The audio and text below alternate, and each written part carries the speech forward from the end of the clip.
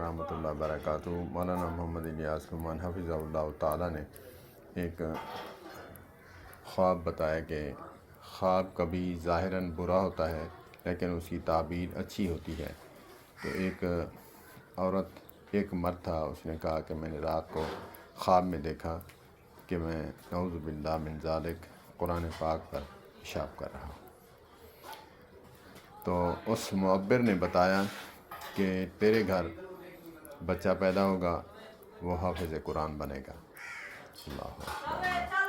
تو اسی طرح ہوا کہ جب بچہ پیدا ہوا، اللہ پاک نے اس کو حافظ قرآن بنوایا اور وہ عالم بعمل بن گیا۔ کبھی خواب برا ہوتا ہے تو اس کی تعبیر اچھی ہوتی ہے۔ یہ نہ سمجھا کریں کہ خواب برا ہے تو اس کی تعبیر بھی بری ہوگی، یا خواب اچھا ہے تو اس کی تعبیر اچھی ہوگی، ایسا ہرگز نہیں ہے۔ ہمیں خواب سنانے سے پہلے یہ دیکھنا چاہیے کہ کس کو سنا رہے ہیں۔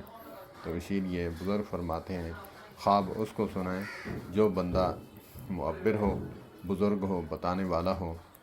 اہل خیر کو خواب سنانا منع ہے۔ السلام علیکم ورحمۃ اللہ۔